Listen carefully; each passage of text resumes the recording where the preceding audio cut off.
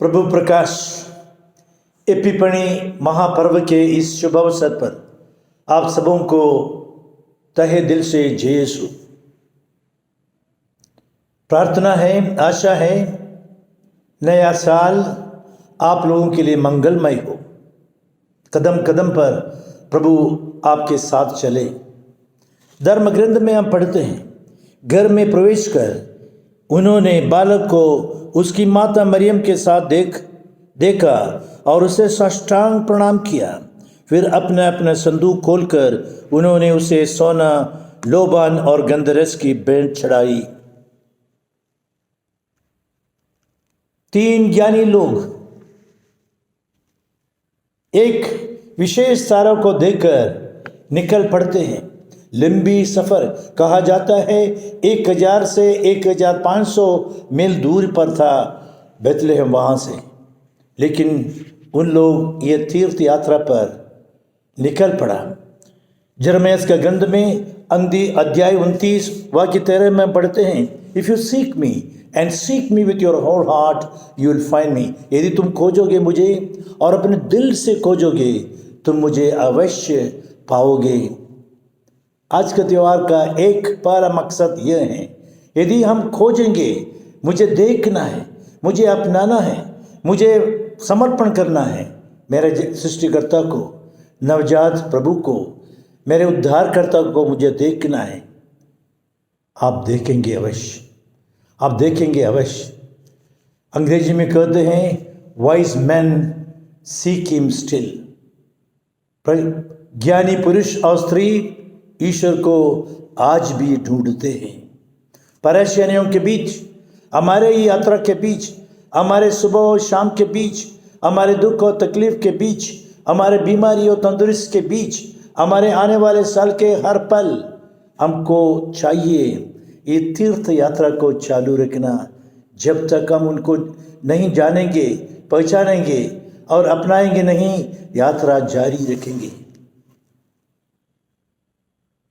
राजमहल में नहीं, प्रभु का जन्म हुआ है। राजमहल में नहीं, प्रभु का जन्म हुआ है एक साधारण घर में। हम लोग लूकास के सुसमाचार में देखते हैं, जब गैडरी लोग आए थे उस समय उन लोग उनको देखा एक गौशाला में और चरनी पर लेटा था। लेकिन अभी हम देखते हैं चरनी में नहीं, गौशाला में नहीं, घर में। आज के सुसमाचार में हम पढ़ते हैं, घर में प्रवेश कर।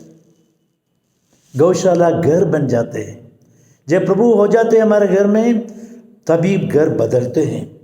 इसलिए आज का दिन हम अपने घर को समर्पित करें, हमारे घर में प्रभु रहे और हमारी ये तीर्थ यात्रा पर, लंबी सफ़र पर हम इधर उधर नहीं ढूंढे, प्रभु को सही जगह ढूंढे और प्रभु रहते हैं हमारे दिल में और प्रभु का दर्शन हम करें। आज के त्यौहार से हमको सीखना है, we must become epiphany for others. हम सब प्रभु का प्रकटीकरण बनना है हम सबों को। चर्च इतिहास में पढ़ते हैं, पुराने समय प्रभु के जन्म के तुरंत बाद पुराना समय, ये तीनों फीस्ट इसको एपिफनी कहते हैं। एक है प्रभु का जन्म, जब प्रभु ने जन्म लिया और प्रकट किया, और दूसरा है प्रभु का ये विजातीय राजा लोग, 3 ज्योतिषी लोग, 3 ज्ञानी लोग आकर प्रभु को दंडवत करते हैं, यह भी प्रकटीकरण है। और तीसरा है प्रभु का बपतिस्मा, जिस समय स्वर्ग से ये सुनाई पड़ा, स्वर्ग का द्वार खुल गया, पवित्र आत्मा उतर गया और बोला गया, सुना गया, ये मेरा अत्यंत प्रिय पुत्र है। प्रकटीकरण, ये तीनों मिलकर हमारा सचमुच का क्रिसमस बन से प्रभु का एपिफनी बनते हैं। और हमारा काम है प्रभु को प्रकट करना। जिस प्रकार यूहन्ना बपतिस्ता ने बोला एक साइन पोस्ट के समान, देखो ये संसार के मुक्तिदाता हैं। अंतर्यास ने प्रभु को पाने के बाद अपने भाई सिमोन से कहा, प्रभु को, मसीह को मुझे मिल गया, आओ और देखो। सामरी स्त्री ने बोला, आकर देखो तुम लोग, एक जन ने मुझे सब कुछ बता दिया। उन्होंने भी प्रकट किया, प्रभु को प्रकट किया। जी उठने के बाद प्रभु मरियम मगदलेना को प्रकट किया और मरियम मगदला ने दौड़कर अपने शिष्य लोगों को प्रकट किया। यह है प्रकटीकरण। वी आर कॉल्ड अपॉन, हम लोगों को बुलाया गया है, आमंत्रित किया गया है कि हम प्रभु को प्रकट करें, प्रभु को प्रकट करें। आज के युग में कोरोना से भयभीत लोगों के बीच में भविष्य में क्या होगा, कैसे होगा, दूसरा लहर, बाहर से अंदर से कई प्रकार का तनाव और संकट के बीच में हमारा काम है प्रभु को प्रकट करना, प्रभु को प्रकट करना। प्रभु जीवित है, प्रभु इमैनुएल है, प्रभु हमारे परवाह करते हैं, प्रभु हमको साथ देगा। इस प्रकार के एक मुक्तिदाता जो इमैनुएल है, ईश्वर हमारे साथ है, इसको प्रकट करना, ये है हमारा काम। और तीसरा है you become a guiding star, become a guiding star like the star of Bethlehem. अंधेरी रात, लंबी सफ़र, मालूम नहीं कहाँ कैसे क्या होगा।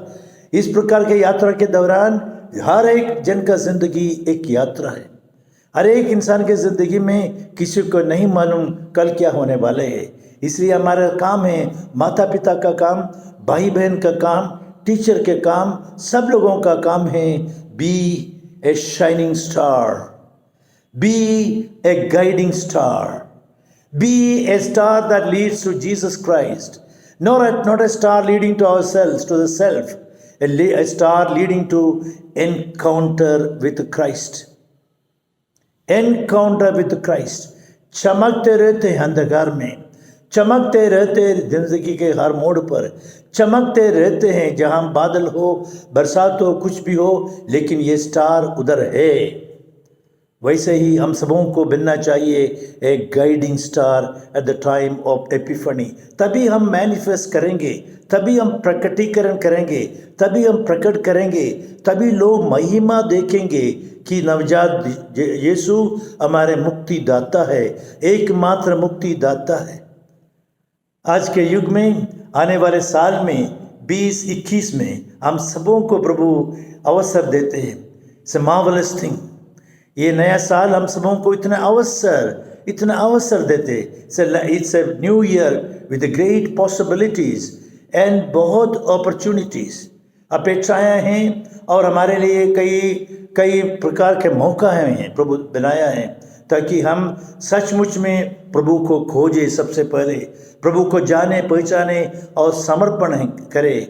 और ये नए साल में हम सबों का काम है ईश्वर की ओर से हम एपिफनी बने, ईश्वर को प्रकट करने वाले बने। और तीसरा है प्रभु चाहते हैं कि हम सबों के लिए एक गाइडिंग स्टार बने, चमकते रहे, अंधकार को दूर करें, नफरत को हटाए, दूरिया को कम करें, आपस में मेल मिलाप लाए। और इस प्रकार जो प्रभु का मकसद था जन्म लेने का कि मैं संसार की ज्योति हूँ, जो उनके सुसमाचार में अध्याय 8 में वाक्य 12 में पढ़ते हैं, मैं संसार की ज्योति हूँ, जो मेरा अनुसरण करते हैं वो अंधकार में नहीं भटकते हैं। हम सबों का काम है इस ज्योति को अपनाना और इस ज्योति से हमारे दिल में भरना, ताकि लोग हम में देखेंगे सचमुच में प्रभु यीशु कितना महान में, उनका महिमा रोजाना हम प्रकट करेंगे। वचन सुनने के बाद प्यारे भाई और बहनों, मैं आप सबों को आमंत्रित करता हूँ, वचन सुनने के बाद हमारा मुख्य काम है समर्पण करना, अपने आप को 1 मिनट के लिए समर्पण करना। वचन सुनने के बाद आइए हम आंख बंद करेंगे। एपिफनी, प्रभु को खोजने का, प्रभु को अपनाने का, प्रभु के चरणों पर साष्टांग प्रणाम करने का समय। एपिफनी, दूसरों के लिए प्रभु की महिमा प्रकट करने वाले व्यक्ति बनने का एक चुनौती, एक अवसर। एपिफनी, एक गाइडिंग स्टार, चमकते हुए दूसरे को रास्ता दिखाने वाला एक सितारा बनने का अवसर। प्रभु आप पर भरोसा रखते हैं, आप सबों को प्रभु प्रचुर मात्रा में आशीष दे, सामर्थ्य दे, प्रज्ञा दे, पिता और पुत्र और पवित्र आत्मा के नाम पर आमीन।